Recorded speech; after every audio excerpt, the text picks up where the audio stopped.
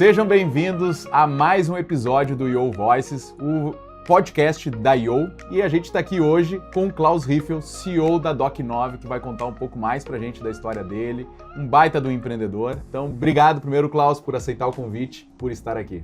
Oi, Fábio, um prazer estar aqui falando no Yo Voices, esse não só o próprio podcast, mas também essa instituição que está tanto tempo na minha vida aí. Boa. E prazer sempre compartilhar um pouquinho da minha história e um pouco das coisas que deram certo e que deram errado também. Né? É isso que a gente vai falar aqui hoje também. Com certeza. Então, curtam, comentem, compartilhem. Esse episódio também tem o apoio de ANH, empresa boutique de recrutamento especializado. Então, para a gente dar início, Klaus, né, na tua história aí empreendedora, conta pra gente como é que surgiu a ideia da Doc9. Lá no início, né? Sim. Legal. Cara, eu sou advogado, eu costumo dizer que eu sou ex-advogado de formação, né? Depois toda a minha pós foi em gestão de pessoas, finanças e tal, mas eu era responsável pela área tributária e societária de um grande escritório de advocacia. Até em outras entrevistas já contei essa história. E lá pelas tantas, uma quantidade enorme de processos caíram na minha mão, espalhados pelo Brasil inteiro. E eu precisava tirar a cópia dos processos judiciais, enfim. A minha área era uma área societária, tributária, que era uma área boutique dentro do escritório, que a gente chamava assim. E atipicamente caiu essa quantidade enorme de processos espalhados por várias regiões. E aí eu tive que me deparar com a figura do advogado correspondente, que é o cara que está perto dos fóruns, é um advogado autônomo ou faz parte de um pequeno escritório. E aí a gente entra em contato com esse advogado para pedir cópia de processo, por uma audiência de menor complexidade. E aí a minha vida, que não tinha essa figura assim antes, começou a ter ela de uma forma massiva. Então, quando eu vi, eu estava gerindo 300 externos, que a gente chamava, e cada um mandava cópia de um jeito, fazia audiência de um jeito, e aí aquilo ali fez a minha vida virar um inferno. E eu pensava assim, poxa, mas isso não é o core do escritório de advocacia, como é que nós vamos resolver esse troço? Aí eu ligava para amigos meus, que também eram advogados, e tinham o mesmo problema, escritórios grandes, com processos espalhados por várias cidades, e aí o pessoal falava assim, pô, aqui a gente tem área de controladoria e tal, já é normal. E aí sempre apaixonado por resolver problema e vendo também que a minha vocação não era advogar, por mais que eu achasse que eu era um bom advogado e já tinha assumido uma área importante dentro do escritório. Mas eu acho que é muito importante, fazendo parênteses, a pessoa se conhecer. E eu sabia que eu era uma pessoa muito dinâmica, eu talvez não me encaixasse naquele ambiente de um escritório de advocacia para fazer prazo processual, tocar contencioso ou processo mais moroso. Então eu resolvi empreender e criar o que depois veio carinhosamente ser chamado de Uber do direito. Olha aí. Que foi a Doc9 lá no início, que a gente começou a conectar esses grandes escritórios e depois departamentos jurídicos de empresas que tinham processos espalhados pelo Brasil inteiro a esses pequenos profissionais e escritórios. Então, ao invés do escritório ter a sua rede de parceiros correspondentes, ela entrava na nossa plataforma e pedia uma cópia de um processo, ou botava o número do processo em determinada cidade, e a gente ia lá com a nossa rede, fazia as cópias primeiro, depois audiências de menor complexidade, e aí virou especialista nesses serviços paralegais forenses, que a gente chamava, né? Tu ainda estava no escritório trabalhando, mas tu já criou essa... Sim, o escritório foi meu primeiro cliente, e aí depois eu comecei a falar com outros clientes, comecei a trabalhar de forma paralela. Na época até eu comecei com um sócio que operava mais, mas chegou um momento que o negócio começou a crescer e a gente falou, ou eu vou continuar no escritório ou eu vou empreender e correr risco. Eu tinha 24 anos na época, era muito guri, mas igual eu decidi fazer isso e foi muito legal. Eu me lembro assim que eu nem sabia o que era diferenciação de produto na época, mas eu assim, pô, mas como é que nós vamos crescer se já tinha algumas empresas fazendo uma coisa parecida, já tinha bastante advogado no Brasil, hoje são 1,5 milhão de advogados, mas na época já tinha bastante gente. E quando o advogado se forma, a primeira coisa que ele faz é virar correspondente para fazer esse tipo de serviço, né, para grandes bancas. Então, como é que a gente se diferencia? E aí, então, na época, as cópias dos processos eram feitas muito com máquina fotográfica, né, que o pessoal era mais ágil, levava a máquina fotográfica para o fórum, abria o processo e tirava foto e depois mandava para o cliente a parte que ele tinha pedido do processo. Só que muitas vezes as cópias ficavam muito grandes, em termos de tamanho, de espaço, ficavam borrados porque né, a pessoa vai tremer ali, vai fazer alguma coisa, e demorava muito para fazer o processo, a cópia. Então a gente pensou numa forma de otimizar isso, né? Então era uma dor antes a questão da gestão dos parceiros, a gente criou a Doc9, mas era uma dor depois fazer copy, a gente que resolver esta dor também. Então a gente criou uma forma diferente, que foi na época uma engenhoca, que a gente juntou 2 baterias de moto, que ligavam scanners que antes eram departamentais e só ligavam na eletricidade, e a gente tornou eles móveis. Daí a gente mandou para os principais parceiros das principais cidades, e aí eles começaram a fazer cópia, levavam essa engenhoca para o fórum, e aí abriam o processo, desmembravam e colocavam ali. Fazia a cópia muito mais rápido, porque botava numa bandeja e aquilo ali fazia 50, 60 folhas por segundo. 2, as cópias ficavam muito mais legíveis, e 3, ocupavam muito menos espaço. Então foi essa engenhoca, vamos dizer assim, que fez a Doc9 ter um diferencialzinho de mercado ali e começar a crescer bastante. E nessa diferenciação a gente já pegou vários escritórios de advocacia, grandes bancas, começou a crescer, e aí eu comecei a entender o que era de fato empreender. Daí fui criar um setor financeiro, fui criar um setor comercial. Aí começaram realmente os problemas. Aí começaram realmente os problemas, mas foi mais ou menos assim que a Doc9 nasceu. Que legal. E aí tu comentaste, né, que aos 24 anos ali, talvez, eu não vou dizer que tu estava infeliz, mas sabia que não era mais aquilo que tu queria, né? Ou seja, queria buscar algo novo. E eu olho muito para nós, como juventude, né? Quando a gente está naquela fase ali dos 17, 18 anos que decidiu o que a gente quer para a vida, ninguém nos ensina que existe a possibilidade de empreender, né? É isso. A gente só sabe que existe ou tu é engenheiro, arquiteto, advogado. Claro, hoje existem várias outras profissões, mas tu tinha que escolher dentro daquilo. Isso. Como é que foi esse processo, já que eu acredito muito, né? Que a gente tem que se conhecer para saber o que a gente quer, o que não quer. Aos 24 anos, e como é que tu foi lidando com esse teu autoconhecimento, o que tu fez, para poder entender que, cara, não é aqui, é lá, né? Porque a gente fica muito na dúvida, mas também, mas espera aí, cara, eu sou advogado, me formei nisso, como é que eu vou empreender? Sim. Conta pra gente como é que foi esse teu processo todo. Cara, antes de entrar no IO, eu fui uma das primeiras turmas do Ciclo Empreendedor, que é outra organização muito forte aqui no Rio Grande do Sul. E logo no início era um grupo de amigos que depois a gente criou uma governança muito forte. Hoje eu retorno e sou membro do Conselho do Ciclo de novo. Legal. E na época se falava pouco em empreendedorismo. Eu costumo dizer que a palavra empreendedorismo nem estava no dicionário, ainda isso aí denuncia um pouquinho a idade. Mas, e aí o que aconteceu? A gente juntou uma turma que tinha essa vontade de empreender. Eu ainda estava no escritório começando a pensar em Doc9, isso era 2008 para 2009. E aí eu nunca vou me esquecer que a gente teve uma palestra com o Sr. Jorge Gerdau. E eu tive a sorte, porque eu era bem envolvido, sentei no lado dele na mesa, e aí perguntei para ele assim, que dica mais valiosa que o senhor pode me dar? E aí ele falou assim, pensou, olhou e falou, para que tu serve? E aquilo ali me calou assim, caramba, né, cara, fundo assim, né?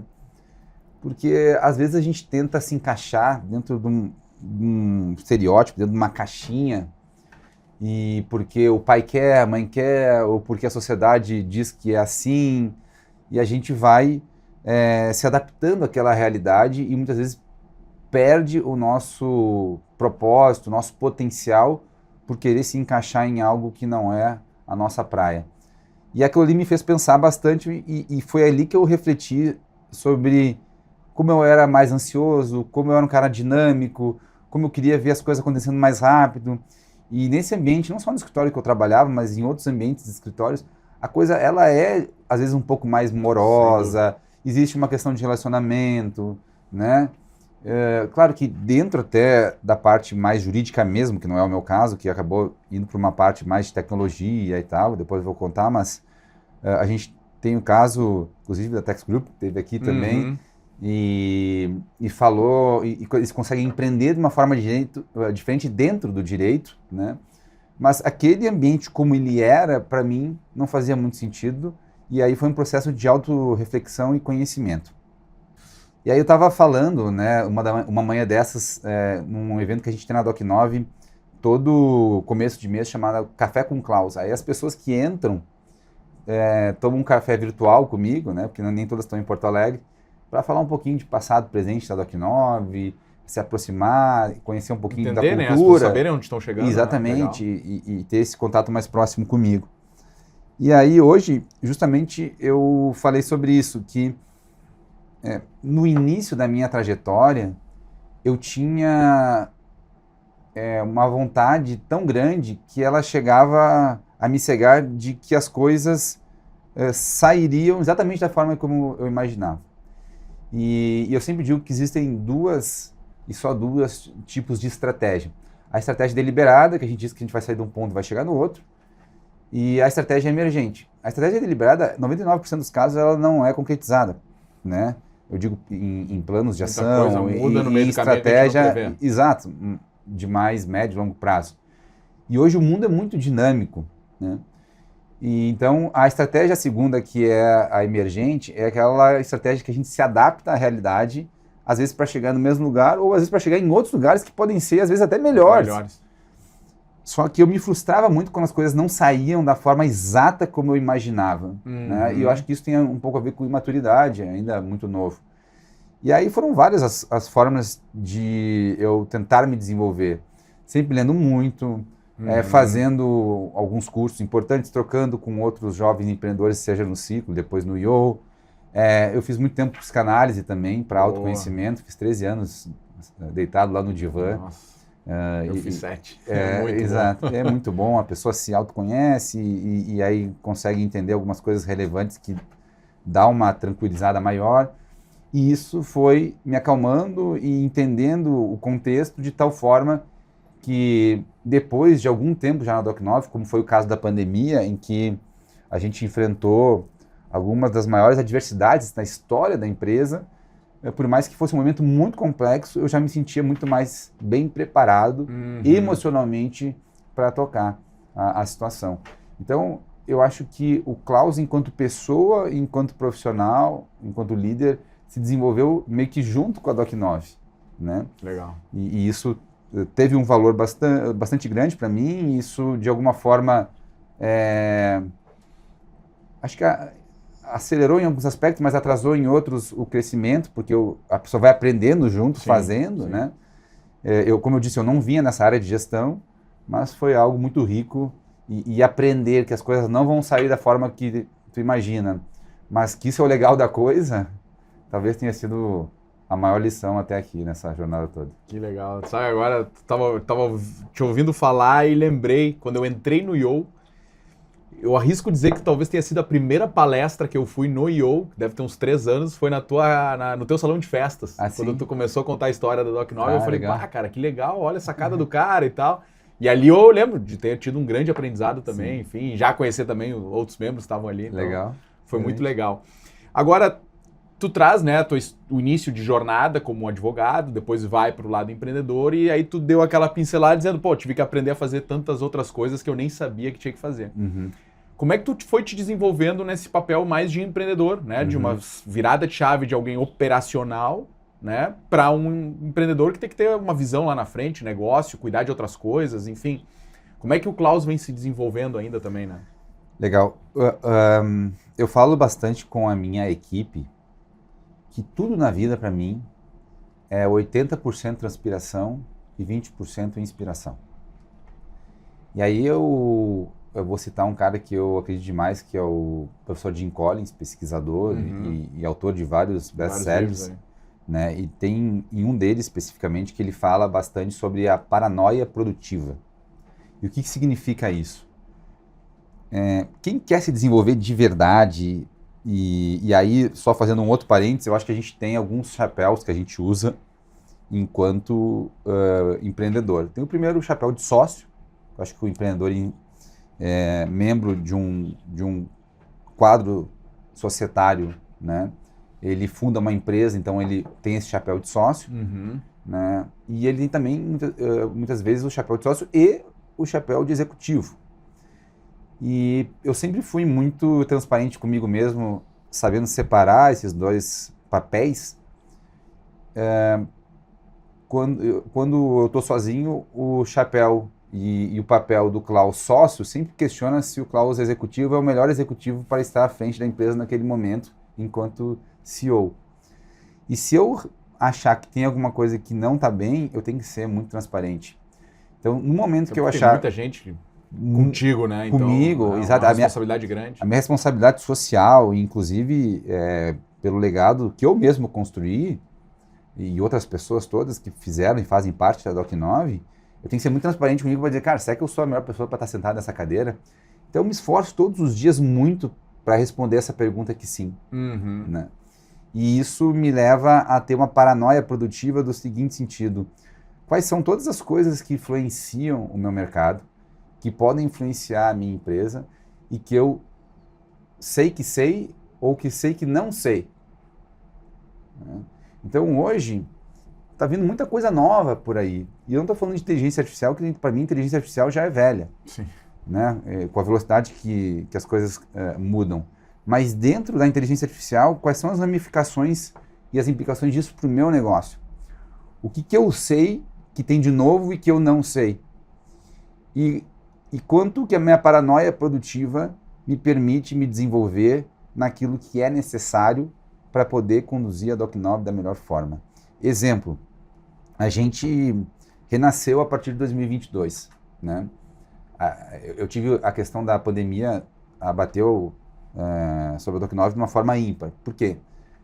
A gente trabalhou sempre com a parte de cópias, audiências e tal, até lá pelas tantas, fazendo parênteses, teve a questão Fases do negócio. Fases do negócio. Teve, lá pelas tantas, a gente conseguiu o Itaú como cliente, porque ele viu que a gente era craque em fazer audiências como preposto, representante de empresa, para grandes escritórios. E ele falou, pô, mas vocês têm toda uma parte de treinamentos para o Itaú, enfim, né? Aliás, para escritórios. Por que eu não faço as audiências com vocês e vocês treinam meus prepostos e tal? Ele começou a ver que fazia com a gente, que a gente melhorava e que o resultado dos processos e que ele conseguia, então, ter uma economia financeira. Legal. Então, por mais que parecesse contraproducente, ele passava a parte mais técnica para os escritórios e a parte de logística, que a gente chama, né, de audiências, cópias para nós. E assim, junto com o Itaú, veio o Ambev, claro, o iFood, e a gente começou a atender essas empresas de forma direta. Quando chegou a pandemia, o nosso carro-chefe, ele já era a parte de audiências, atendendo essas grandes contas. E quando o coronavírus fechou os fóruns, porque ninguém podia transitar em fóruns, não tinha mais Doc9. Não tinha o que fazer. Então eu estava com 180 pessoas aqui em Porto Alegre, 750 metros de área privativa aqui, metros quadrados de área privativa aqui em Porto Alegre também. Eu digo isso porque era um custo fixo alto. Sim, imagino. E sem faturamento nenhum. E a gente sempre ficava naquela assim, vai voltar, não vai voltar. Daqui a 15 dias volta tudo. Daqui a 15 dias volta tudo. E aí, cara, tem uma hora que a gente viu que não ia voltar e que a gente precisava tomar uma atitude. Então, infelizmente, eu tive que demitir 110 pessoas em 2 dias. Assim, eu nunca tinha feito uma teleconferência da forma como foi, mas eu fiz uma teleconferência primeiro com 60, depois com 50 pessoas para demiti-las. Caramba. E o mais triste de tudo, que não era a demissão pelo fato deles não estarem desempenhando, era demitir porque não tinha o que fazer. Não tinha o que fazer. Senão, eu ia demitir a empresa toda, inclusive eu. Claro. E aí, então, a gente fez um pacto muito forte de que a gente iria voltar por aquelas pessoas que saíram. E a gente foi indo uma por uma depois, ver se elas estavam empregadas ou, de fato, se não estivesse, a gente convocou a voltarem. E a gente teve um grande sucesso nisso, porque eu acho que a força da turma que ficou foi muito forte para aqueles que a gente criou teve uma união, né? Uma união muito forte. Mas eu digo isso tudo porque daí durante a pandemia, a Doc9 foi obrigada a se reinventar. E naquele momento... Mais uma vez como empreendedor, né? Veio o desafio. E vem o desafio, o que a gente faz? O que a gente faz com né? isso? Então a gente começou a ver, os escritórios e as grandes empresas, elas nos veem como uma empresa de tecnologia, em que pese ainda a tecnologia estava a serviço do serviço, porque o produto final... do produto daquela pessoa que estava ali. Eram as pessoas que estavam lá. Por que a gente, pessoas assim, não cria, faz uma pesquisa para criar um produto eminentemente digital, que não dependa dos fóruns abertos e que nos dê segurança também nesse sentido? Aí a gente criou o primeiro gerenciador de certificados digitais do Brasil, que é o RUM. E o que ele faz? Quando a gente viu que os processos que eram físicos, que a gente fazia cópia, eles foram digitalizados na época, até o presidente Bolsonaro falou que emitiu um projeto de lei para acelerar a digitalização desses processos, porque o fórum não pode parar, tem gente que depende do fórum para comer, para remédio, enfim. Então precisava digitalizar os processos para os processos continuarem andando. Nesse momento, os processos todos foram parar em 130 cortes virtuais diferentes, ou seja, sistemas operacionais diferentes, porque cada tribunal de justiça tinha o seu e podia contratar o seu. Imagina a loucura. E aí pega um escritório grande que tem 30, 40, às vezes 1.000 advogados, tem que cadastrar esses 1.000 advogados dentro desses 130 sistemas. Nossa. E saber quando cada processo está movimentando. Então era impossível. Então o que os caras faziam? Eles cadastravam 1 ou 2 pessoas, que são sócios fundadores, nesses sistemas. E aí, como para mexer num processo, né, gerir um processo, você precisa do e-token, que é o IOAB, que é a mesma coisa que o ICPF, é um certificado digital. Esses mesmos caras pegavam seus certificados digitais e colocavam na mão de todo mundo. Colaborador, da empresa toda. Da empresa toda. E aí isso começou... Ou seja, o CPF em risco... Em risco total, porque com o certificado do Fábio eu tenho um cheque em branco na mão. Eu posso fazer o que eu quiser, né? Eu sou o Fábio, eu consigo contratar e demitir, eu consigo vender imóveis, o DUT está aqui no Detran, né? Eu posso transferir o carro, posso vender os dados na Dark Web, eu posso fazer o que for, acessar os dados bancários, enfim. Então começou a ter muita fraude. A gente falou, pô, aí tem uma oportunidade. De novo, apaixonado pelo problema e observando essa transição. Legal. Aí eu faço a conexão com a questão da paranoia propositiva e de estar sempre se desenvolvendo, entendendo o momento. Então, se a gente viu que tinha uma oportunidade nessa transição que a gente ia perder bastante, porque as cópias que a gente fazia físicas iam acabar. Claro. Mas se elas iam acabar, o que ia surgir lá na frente? Essa questão da bagunça com os certificados digitais. Então a gente criou o RUM é de Aquem, para quem é inglês, né? WHOM, para que ao invés desses sócios de escritório pegarem seu certificado e botarem na mão de todo mundo e correrem esse risco, a gente criou uma solução em que ele sobe na nossa nuvem e a partir disso, por exemplo, o Fábio então na RIF, o advogado, é meu advogado só no Tribunal de Justiça do Rio Grande do Sul. Então ele só acessa isso com o meu certificado. Não tem por que ter o meu certificado que pode fazer qualquer coisa. Então eu passo uma concessão, que vai um serial alfanumérico, um token. O Fábio baixa uma extensão no Google Chrome ou qualquer navegador e sobe esse token. Neste momento, libera somente o acesso ao Tribunal de Justiça. É uma lista pendente, ele clica e a requisição para acessar, em vez de ser feito na máquina, é feito na máquina nossa na nuvem. E aí o Fábio acessa e tudo que o Fábio fizer vai ficar registrado num histórico de uso. Não preciso nem dizer, né, que isso já evita bastante qualquer tipo de problema. A mesma coisa, sorria, você está sendo filmado. Ninguém... Porque o bandido não está nem aí. Vai sorrir, vai cometer o crime. Exato, mas eu quero dizer assim, mas isso já reduz bastante qualquer tipo de risco. Dentro de cada sistema, como a gente emula, a gente copia cada sistema, né, para criar robôs que fazem essa interlocução com os sistemas. Eu ainda posso dizer o que o Fábio não vai fazer. Então, por exemplo, eu dou concessão para o Fábio acessar o ECAC da Receita Federal, em meu nome. Ele pode acessar o ECAC da Receita Federal, mas eu posso bloquear não pode fazer mais nada. A minha declaração de bens e direitos dentro da Receita Federal. Então, ele tem acesso vamos dizer assim, ao ECAC, mas ele não vai ter acesso a todo o sistema e algumas partes eu consigo bloquear. E, cara, com essa rastreabilidade, cada vez que eu passo uma concessão, vai uma procuração de uso nos mesmos moldes da Receita Federal em que eu passo para o contador fazer acesso. Então, a gente deu legalidade, a gente deu rastreabilidade, a gente deu segurança e gestão para o dono de certificado. Essa solução, que era uma dor latente, e a gente resolveu, a gente queria chegar em 300 clientes, porque o ticket da solução é um pouco alto, principalmente para a empresa. A gente queria chegar em 300 clientes em 2 anos. A gente fez isso em 3 meses. Caramba, cara. E aí, organicamente, começou a crescer muito, a gente botou comercial e começou a vender. Então, aí a gente... Sim, porque era um problemaço que alguém precisava resolver. E não só nos escritórios, mas nas empresas também. Porque imagina, até quem co-criou esse produto com a gente foi a Ambev.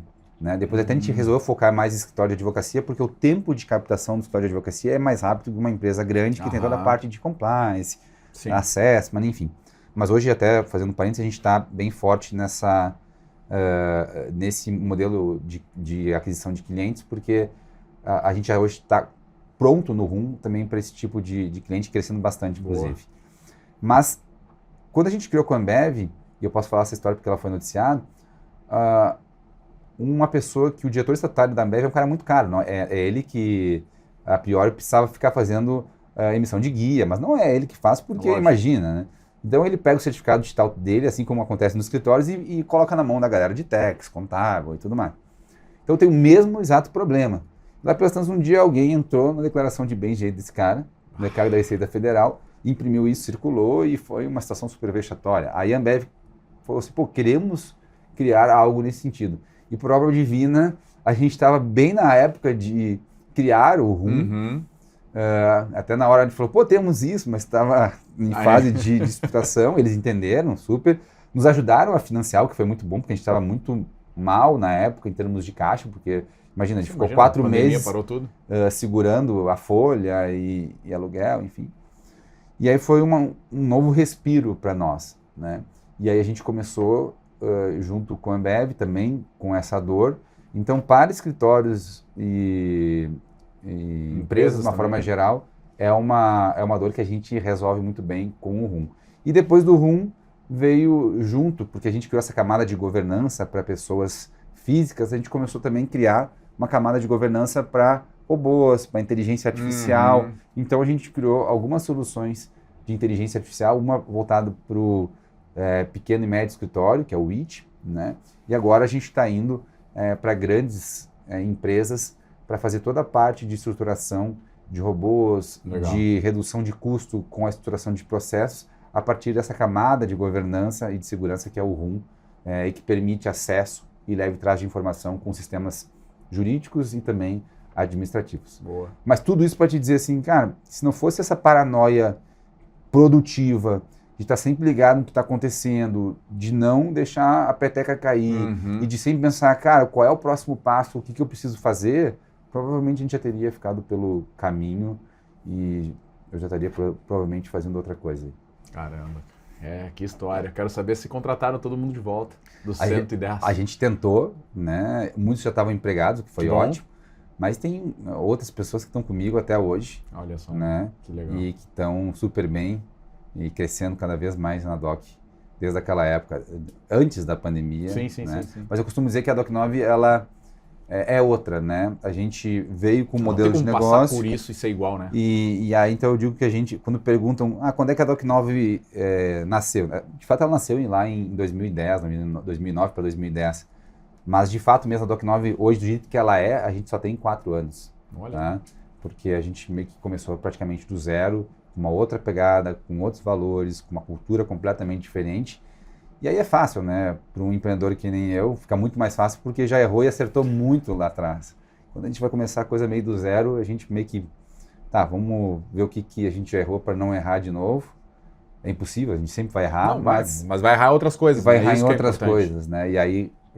não dá para errar na mesma. A aceleração foi muito mais rápida a partir disso. Quantas pessoas tem hoje lá? Hoje estão chegando em 230. Caramba, cara. E aí, espalhados pelo Brasil, tudo aqui em Porto Alegre? A gente está agora no momento de retornar para o híbrido, tá? Durante a pandemia, a gente espraiou todo mundo e era todo mundo online. E hoje a gente tem 3 hubs importantes. A gente está no Cubo, né? Inclusive, legal. A gente está encabeçando um projeto bem legal junto com o Cubo Itaú, de criar um andar só de legal lá no Cubo. Olha aí. Antes a gente ficava com outras empresas diversas e agora vai ter um andar só de legal dentro do Cubo.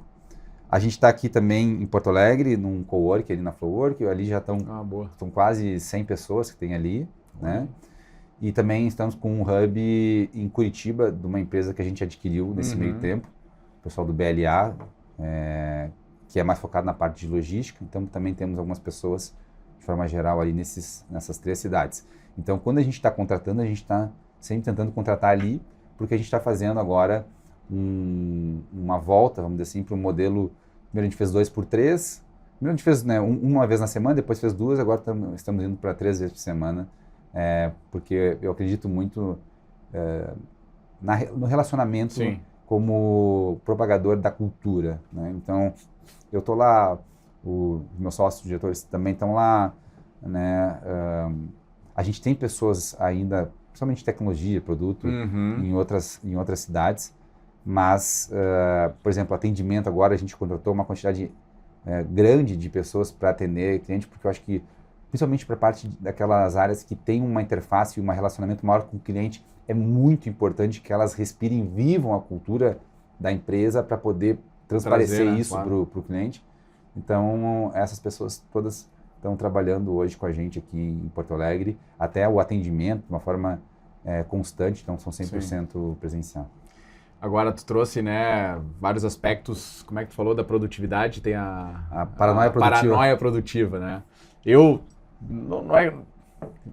passo um pouco por isso, que é, cara, às vezes uma necessidade de ter que estar sempre lendo mais algo, estudando algo, lendo, e eu tenho que cuidar porque às vezes eu deixo de lado coisas que são importantes também na vida.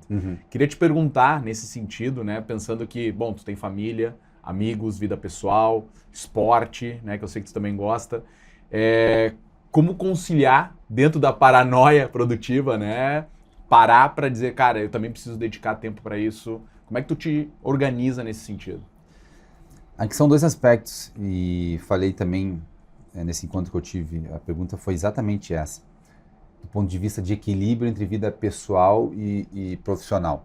Bom, eu divido em duas partes. A primeira é dizer que é utópica a ideia de que a gente sempre vai ter um equilíbrio homogêneo, pensando que, vamos dizer assim, o equilíbrio parte de uma linha central e que a gente sempre vai não ir para os extremos, tanto na vida pessoal quanto na vida profissional. Perfeito. Isso é utópico, e a pessoa que acha que isso vai acontecer, ela já está, na minha cabeça, fadada ao insucesso, né?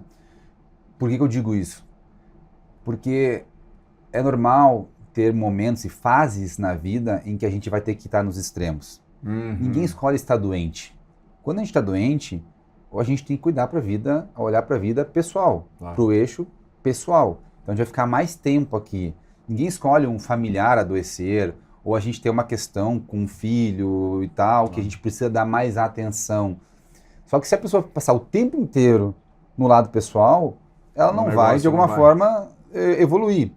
Por outro lado, o negócio profissional, ele é cíclico. Tem alguns momentos que a gente vai ter fases que vai precisar botar energia. Cara, no começo do Doc9, eu virei 6 noites trabalhando para fazer cópia. Eu ia te perguntar como é que tu dormiu naquele momento. Exatamente. E, cara, na pandemia, né, isso aconteceu de uma forma muito normal, porque às vezes tinha que trabalhar por 3, 4, 5 pessoas. Só que ao mesmo tempo, se a pessoa fica nesse extremo profissional muito tempo, ela acaba que também não vai gerar produtividade, ela também não vai gerar resultado, ela começa a perder em desempenho, né? Então, os dois extremos por muito tempo são coisas ruins, mas eu acho que vão acontecer de ir para um extremo, ter que ir para o outro, tem horas que a nossa vida vai estar mais equilibrada, mas são coisas cíclicas e está tudo bem, né? Perfeito. Na Doc9, inclusive, eu digo o seguinte: se precisar trabalhar 1, 2, 3 dias até mais tarde, ok. Mas quando isso virou rotina, a pessoa tem que levantar a mão e dizer, cara, tem uma coisa errada aqui na minha área. Porque ninguém quer um herói que vai trabalhar todo dia até a meia-noite e achar que isso é bonito. 1, porque a pessoa não vai ficar muito tempo. E 2, porque ela está deixando de ser produtiva. Claro. A pessoa precisa descansar, né? Sim, às vezes fazendo coisas fora do trabalho que tu tem ideias para trazer para dentro do negócio. Exato. Então, eu acho assim, o equilíbrio da vida pessoal e profissional, ele sempre está propenso a ir para extremos, mas não pode ficar muito tempo lá. E no final das contas tem que haver esse equilíbrio para que a coisa possa fluir. E a outra questão, que também me perguntam bastante assim, pô, tem 3 filhos, tem empresa, treina lá o teu jiu-jitsu, que eu faço há 30 anos, gosto de competir e tal. Como é que dá conta de tudo? Eu falo assim, a primeira coisa, para mim, o esporte, ele não é um entrave, ele é uma solução. Tá? Eu não gasto tempo com investimento de tempo. Porque quando a gente vai fazer um esporte, seja qual for, principalmente o jiu-jitsu, que é uma terapia, e por que ele é uma terapia? Porque se tu dá mole, alguém vai te passar ali o carro. Então, tem que estar bem focado naquilo que está fazendo e, vamos dizer assim, totalmente presente naquele momento. Então, é uma forma de meditação, porque não tem como ficar pensando muito no problema do escritório lá dentro do tatame. Ótimo. Então, isso faz o jiu-jitsu ser para mim, o esporte ser para mim uma válvula de escape no sentido que eu treino ali, às vezes, meio-dia, 1 hora, já vou, chego, almoço e vou pro trabalho. Cara, isso dá uma shiftada no meu cérebro de tal forma que eu consigo trabalhar Muito melhor e muito mais produtivo até o final do dia e tem um valor enorme. Então, isso também é uma consideração. E a terceira coisa é que eu li um livro muito bom e quem está nos assistindo eu acho que vale super a pena, que é o livro A Única Coisa. E esse, Cara, eu acabei de ganhar esse livro. Não li, me falaram muito bem. Mas fantástico. Conta aí, vou ler, tá na minha leitura já. Exato. Esse livro ele fala o quê, Fábio? Quando a gente começa o dia com pensar o celular, com a bateria cheia. No final do dia, os risquinhos foram diminuindo e a gente já está quase sem bateria. O que é o normal de uma pessoa quando ela chega na empresa? Ela ser bombardeada por uma série de problemas, que eu chamo lá as cobras e lagartos, que vão vir e tu vai responder as coisas de forma reativa. Só que se tu só abre a porta das cobras e lagartos todos os dias, dificilmente tu vai abrir a outra, que é a que diminui a quantidade de cobras e lagartos, que realmente muda o ponteiro. Então o livro diz, e eu estou falando, claro, de uma forma metafórica, que durante a manhã, ou no momento que tu começa a trabalhar, que tu está mais energizado, qual é a coisa mais importante que você tem que fazer naquele momento, que vai gerar um maior impacto para a empresa? Ou né, até do ponto de vista pessoal, né, antes de sair para trabalhar. Então é uma questão de priorização e também de delegação. Boa, que é um desafio grande aprender a delegar, né? Muito. O que eu faço que é mais importante, que vai mudar ponteiro e que vai diminuir a quantidade de problemas que eu tenho e que eu tenho que resolver e que me consome tempo. E eu tenho que fazer isso mesmo ou eu tenho que delegar? E aí tem um outro livro que, combinado com A Única Coisa, é muito legal de ler, que é A Arte de Fazer Acontecer, do David Allen. E esse cara, ele é o papa na gestão de tempo do mundo e ele cria um método de colocar todos os teus afazeres dentro de uma caixa, de um balaio, e decidir o que tu vai fazer agora ou vai fazer depois.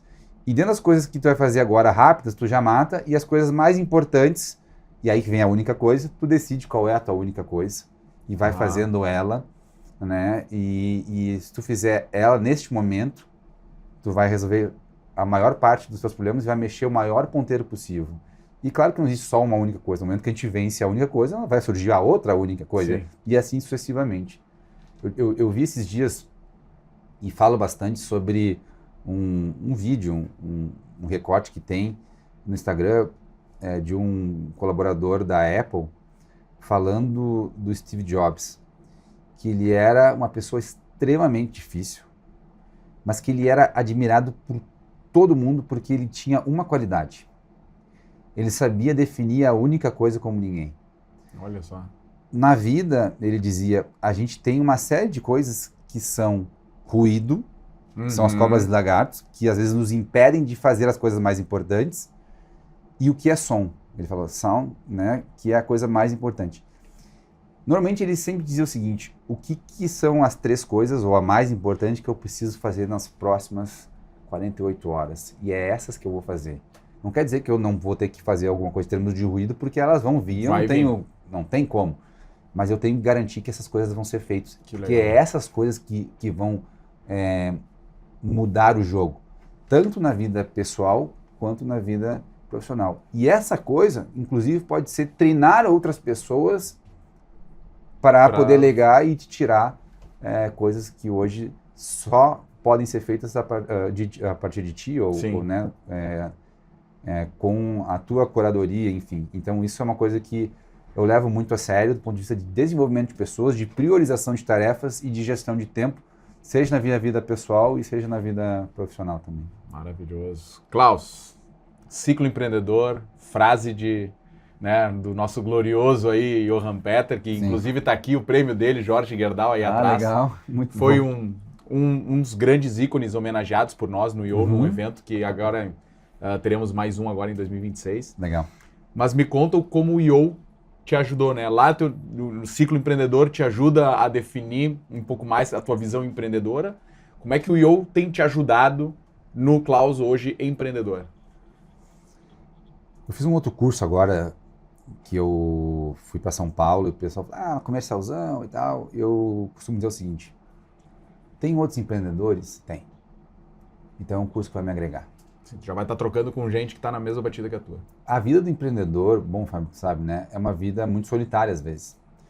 E ainda mais eu que, bom, comecei com outros sócios e tal, mas depois, na nova Doc9, eu sou considerado solo founder, que eu sou só o fundador sozinho. E o IO, ele tem um papel, assim como o Ciclo e outros grupos, de troca de experiência muito ricas. As trocas são muito ricas. Aprender com os erros dos outros é a coisa mais inteligente que existe. Sim. Né? E a gente só vai saber isso se a gente trocar. De igual para igual, e sem julgamento. E sem julgamento. Então, essas características, esses valores do IO são muito relevantes. Tanto do âmbito de capítulo nosso aqui, e quando, esses dias, eu fui lá no Ciclo, me chamaram eu e mais um... Legal. Eu com a minha idade, eu já sou meio que dinossauro lá, né? Considerado dinossauro, porque eu já acabei bastante tempo, tá? Hoje sou membro do conselho. E aí a galera falou, vou chamar 4 dinossauros para falar lá no Ciclo. Mas eu falei, inclusive, usei bastante da minha experiência no IO para dizer o seguinte, toda vez que eu vou num evento do capítulo aqui do IO, às vezes a gente vai sem saco, né? Falando em português claro. Tá cansado, foi no final do dia, trabalhou o dia inteiro. Trabalhou o dia inteiro, tal. Mas quando a gente vê as histórias de outros empreendedores ou alguma questão mais prática de implementação, a gente volta para casa energizado, renovado. Então, é a mesma coisa que o treino de jiu-jitsu. Eu faço uma comparação. Tem vezes que eu tô sem saco nenhum para ir lá treinar, cara. Mas eu sei que se eu for, eu vou voltar diferente. E com o IO é a mesma coisa, em termos de capítulo. E no fórum nem se fala, né? Eu acho que, além de eu ter criado grandes amigos dentro do meu fórum, são pessoas que eu tenho um grau de abertura que me conhecem como poucas pessoas conhecem. Então, poder se expor dessa forma, de uma maneira assim bem aberta, frágil, e a partir disso coletar feedbacks, entender com outras visões de pessoas que têm outras histórias, coisas que podem agregar na tua vida, que aí, diferente do capítulo, é um feedback muito mais direcionado, né? Claro, respeitando a metodologia, mas é uma coisa muito mais direcionada para a tua história. Então também tem um valor muito grande e eu acho que às vezes funciona para nós como um conselho, né? Sem dúvida. E acaba... Eu mudei muito profissionalmente por conta de tudo que eu levei pro meu fórum e tudo que eu tirei de lá. Maravilhoso. Não tem dúvida. E é muito legal, às vezes a gente faz alguns exercícios assim de... porque é a mesma coisa que eu falei no começo aqui da nossa conversa. O Klaus lá, de 24 anos, ele tinha uma dificuldade muito grande de autoconhecimento, mas principalmente de autopreenchimento com as conquistas. Porque uma pessoa ansiosa e que tem uma vontade muito grande, nunca ela está dizendo assim, né? Eu sempre quero o próximo. Aí não comemora o que já conquistou. E se a gente não comemora o que a gente conquista, a gente vai se esvaziando ao longo da história. Então, assim, são coisas que não são antagônicas na minha cabeça. A gente precisa ter fome, né? Stay hungry, stay foolish, né? Essa frase é conhecida. Ao mesmo tempo, saber se preencher com as coisas que já foram conquistadas. E o IO acaba ajudando muito nisso. Então, eu digo que a gente faz, de vez em quando, uma retrospectiva e vê assim, poxa, como as coisas estavam mais difíceis no ano passado, ou como que eu consegui superar esse obstáculo, ou qual é a diferença do Klaus de agora, de quando começou o IO. Então, às vezes, o tempo é o melhor remédio para a gente poder parar, analisar, observar e muitas vezes entender a evolução. Maravilhoso. Esses dias a gente fez um fórum de treinamento no IO, trazendo pessoas de vários fóruns, né, que não se conheciam, muitas delas, para um tema super relevante, que era paternidade e maternidade. Eu vi, foi muito para falar só sobre isso. Foi choro, abraço, saiu todo mundo assim, ó, engrandecido, porque foi muito bonito. Que é um tema que todos nós precisamos e nos preocupamos, né? Seja lá porque eu sou filho, seja lá porque eu sou pai. E ninguém tem uma receita de bolo, né? E não tem, e às vezes eu acho que eu tô sozinho nessa história, seja como empreendedor, como filho, como pai. E no fim eu vejo, cara, tá todo mundo no mesmo barco, passando pela mesma situação. Exato. Então é mais, eu acho que uma grande entrega do Yo, né, que dá e, enfim, então legal eu ter essa tua experiência aí também. E eu acho que só agrega, e aquelas pessoas que talvez estão nos ouvindo e não fazem parte de um grupo, seja para discutir empreendedorismo, né, ou para discutir questões pessoais, mas eu foco até na pessoa que tem algum negócio ou que quer empreender. Se eu pudesse dar um conselho assim, seria, puxa, monta um conselho ou conversa com pessoas. Sai do teu negócio para fora. Sai da bolha, né? O professor Jim Collins fala o seguinte, nenhum problema é resolvido no mesmo nível em que ele é criado. Então, às vezes, a gente precisa sair e... olhar de fora, enxergar de outro lado. E nem mesmo que sejamos nós a fazer isso, a gente precisa sair de fora, dar olhar sobre outra ótica, sobre outros prismas, para tentar resolver a situação. E o Yo, um grupo de outras pessoas, nos força a fazer isso. Maravilha. Estamos chegando no fim aqui já, Klaus. Quero te agradecer pela tua história, pela tua trajetória, por ter contado aqui, por ter aceitado o convite. Eu falei antes aqui, né? Eu fico imaginando, cara, como é que tu dormiu na pandemia, né? Tendo que demitir 110 pessoas e no fim empreender isso, né? E aí tu falou muito desses altos e baixos. Era um momento que eu imagino que tu devia estar extremamente focado no negócio. Passa, né? Vem, agora é família. Então acho que esse é o barato do empreender, né? Não é uma linha reta. Não. Então é realmente de altos e baixos. Obrigado pela tua entrega aqui também, por ter contado, ter aceitado. Enfim. Então, pessoal, obrigado por terem assistido também. Deixo aqui as últimas palavras do Klaus aí, uma mensagem final para a nossa turma. Primeiro, muito feliz de fazer parte também desse projeto do Yo. Se eu pudesse deixar uma última mensagem, nunca desistam dos sonhos. Assim. Esses dias até postei um vídeo muito legal relacionando o mundo da luta com o mundo do empreendedorismo. E tem um lutador franzino, mexicano, que ele dizia assim, talvez não amanhã, talvez não hoje, talvez não amanhã, talvez não daqui a um mês, mas anota o que eu vou dizer, um dia eu vou ser campeão. E ele visualizava isso. E aí tem um outro grande campeão que dizia o seguinte, cara, coloca na cabeça, visualiza. Então, se as pessoas têm um sonho, se elas querem fazer acontecer, esse é o primeiro passo. Como eu disse, 80% é transpiração. E sem a gente ter essa visão clara de aonde a gente quer chegar e de fato visualizar, de fato ter isso como verdade antes na nossa cabeça, a gente não vai chegar lá.